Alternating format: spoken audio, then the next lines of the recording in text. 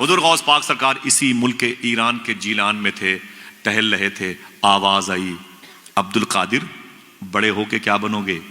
حضور غوث پاک سرکار کہتے ہیں آواز آئی بادلوں سے، اے عبد القادر بڑا ہو کے کیا بنے گا؟ بڑا ہو کے کیا بنے گا؟ عاشق بنے گا کہ محبوب بنے گا؟ یہ دو ڈگر الگ الگ ہے، سمجھ رہے ہیں؟ گھر میں آئے اپنی ماں سے لپٹ گئے، بولے میری ماں آواز آئی ہے عبد القادر کیا بنے گا؟ تو ماں نے کہا بیٹے جلد بازی میں کوئی فیصلہ مت کرنا، سوچ لے تو کیا بننا چاہتا ہے، یعنی آرٹ سائڈ سے، سائنس سائڈ سے تو بی ایم ایس بننا کرنا چاہتا ہے، ایم بی بی ایس کرنا چاہتا ہے، تو کدھر جانا چاہتا ہے؟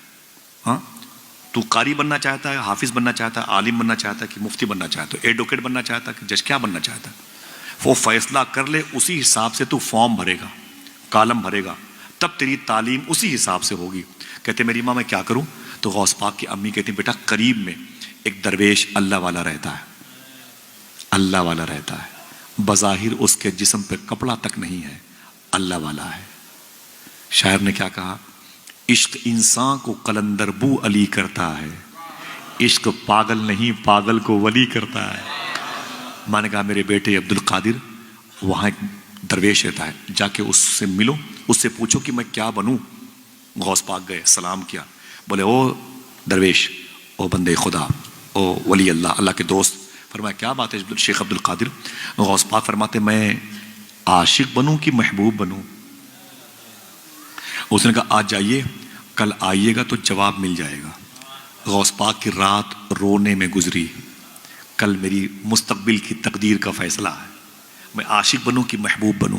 صبح ہوئی، جلدی اٹھے، اپنی ماں سے اجازت لی، اسی درویش کے پاس آئے، وہ وہاں نہیں تھا۔ فرمایا کدھر گیا بھائی؟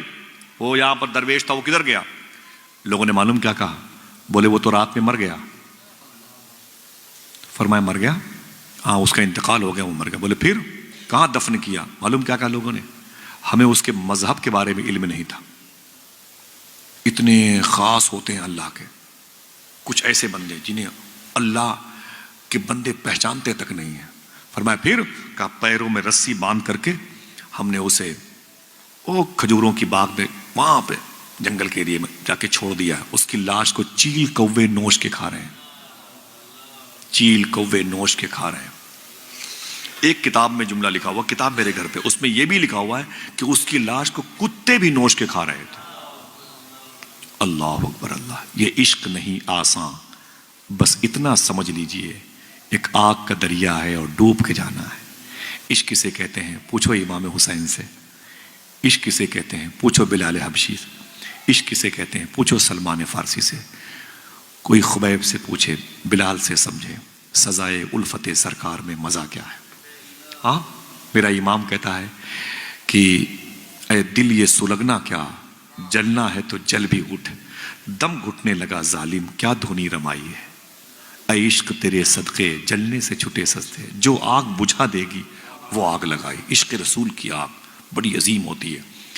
میرے آقا غوث پاک فرماتے کہاں ہے؟ بولے اس کے پیروں میں رسی باندھ کے ادھر پھینک دیا۔ غوث پاک آگے بڑھے جلال کے عالم میں، فرمایا او بندے خدا، او عرب کے دوست، او رب کے دوست، سن، مجھ سے کل کہا تھا کہ کل آؤ گے جواب مل جائے گا، رات میں نکل لیے۔ ولی وعدہ خلاف نہیں ہوتا، ولی وعدہ شکن نہیں ہوتا، ولی وعدے کو وفا کرتا ہے۔ تم صداقت کے مجسمے تھے، تم رب کے دوست، تم نے ہم سے کہا کل آؤ گے جواب مل جائے گا، رات میں نکل لیے۔ نوچی ہوئی لاش سے آواز آئی، عبد القادر میں نے کہا تھا کل آؤ گے جواب مل جائے گا، کیا چاہتے ہو؟ حضور غوث پاک نے فرمایا میں عاشق بنوں کی محبوب۔ نوچی ہوئی لاش سے آواز آئی، اے عبد القادر اگر محبوب بننا چاہتے ہو تو محبوب کی آؤ بھگت بہت ہوتی ہے، اس کی تعظیم بہت، اس کی خاطر مدارت بہت ہوتی ہے، اس کے ناز بڑے اٹھائے جاتے ہیں، ناز برداری ہوتی ہے، اس کے ناز نخرے بڑے اٹھائے جاتے ہیں، پورا گھرانہ اسی کے پیچھے ٹہلتا ہے۔ اگر محبوب بننا چاہتے ہو تو پوری دنیا تم سے محبت کرے گی، اور اگر عاشق بننا چاہتے ہو دیکھ لو تمہارے سامنے عاشق کی لاش پڑی ہوئی ہے۔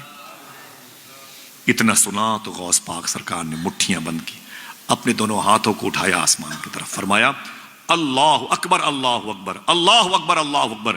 سن او مرد خدا، اگر عاشق بننے میں اتنی ہی دشواریوں کا سامنا کرنا پڑتا ہے تو عبد القادر عاشق بن کے دکھائے گا۔ عبد القادر عاشق بن کے دکھائے گا۔ جیلان کی زمین سے رخصتی کا وقت ہے، 18 سال عمر ہے غوث پاک کے۔ کتنے؟ اپنی ماں کے گھر کے آنگن کے 60 سال کی عمر میں پیدا ہونے والے سب سے مبارک بہار کا نام عبد القادر، 18 سال کی عمر ہے غوث پاک کی۔ اپنی ماں کے پاس آئے، بولے امی، کہا کیا بات ہے؟ کہا میری ماں، کہا کیا بات ہے؟ کہا میں بغداد شریف جانا چاہتا ہوں۔ کہا کیوں؟ کہا کہ میں وہاں ایک مدرسے میں تعلیم حاصل کرنا چاہتا ہوں۔ ماں نے بیٹے کو سینے سے لگا لیا، رو کے بولی میرے بیٹے عبد القادر جا، تو میری خدمت کے لیے نہیں پیدا ہوا، تو اپنے نانا کے دین کی خدمت کے لیے پیدا ہوا، تو میرا پہلا اکلوتا بیٹا ہے، جا میرے بیٹے سچ بولنا۔ غوث پاک کی امی نے کہا تھا سچ بولنا، جا میرے بیٹے جا۔ پھر رو کے بولی اے میرے بیٹے، تیری اور میری بجسم آخری ملاقات ہے، کون ماں چھوڑے گی اپنے جوان بیٹے کو؟ 18 سال کی عمر کی، ایک گاڑی کمائی تھی مخدومہ فاطمہ ام الخیر کی، لیکن حضور کے دین کی محبت نے چھوڑ دیا۔ کہتی جا میرے بیٹے جا، تیری اور میری آخری ملاقات ہے، اس کے بعد بجسم ملاقات نہیں ہوگی میرے بیٹے۔ لیکن ایک بات سن۔ کہا کیا؟ کہتی ہیں کہ آپ کے ابو شیخ موسیٰ جنگی دوست نے ایک تحفہ تمہارے نام کا، امانت تمہارے نام کی میرے حصے میں رکھی ہے۔ کہا وہ کیا ہے؟ تو غوث پاک سرکار کی امی کہتی ہیں میرے بیٹے وہ ایک دعا ہے، ایک دعا ہے، جس دعا کو پڑھنے کے لیے مجھے یہ کہہ کے تمہارے باپ نے دیا تھا میرے بیٹے عبد القادر کو دے دینا، وہ امانت تو لے جا۔ غوث پاک نے اس امانت کو، اس دعا کو لیا، یاد کر لیا۔ 90 سال کی عمر ہوئی غوث پاک کی تو اپنے بیٹے سے کہنے لگے اے میرے بیٹے، بغداد شریف میں بڑھاپے کی وجہ سے میں نے سارے وظیفے پڑھنا بند کر دیے، لیکن وہ وظیفہ میں نے کبھی بند نہیں کیا جو مجھے میری ماں نے بتائے تھے۔ پھر ایک جملہ خوشخبری کے طور پر فرماتے ہیں حضور غوث پاک سرکار فرماتے ہیں سنو میرے بیٹو، میرا ولایت کی دنیا میں جو پرموشن ہوا ہے اسی وظیفے کی بنیاد پر ہوا ہے۔ یہ وظیفہ مجھے شبیر بھائی، عرفان بھائی، جس نے مجھے دیا تھا، 25,000 لوگوں نے اس کے ہاتھ پر اسلام قبول کیا ہے۔ ہر نماز کے بعد اسے 11 مرتبے پڑھنا چاہیے، اللہ توفیق دے تو انشاءاللہ، اگر کہو تو اس مبارک مجلس میں پڑھ لیا جائے، دل کہے تو اسے ریکارڈ کر لے۔ بہت ہی چھوٹا سا ہے، بہت عظیم وظیفہ، وظیفہ غوث اعظم کہلاتا ہے، سمجھ رہے ہیں؟ اس کو یاد رکھیے گا، بہت بہت نارمل ہے، اس کے اثرات جلدی مرتب ہوتے ہیں دلوں میں۔ پڑھیں بلند آواز سے، بسم اللہ الرحمن الرحیم، سب لوگ پڑھیں بسم اللہ الرحمن الرحیم۔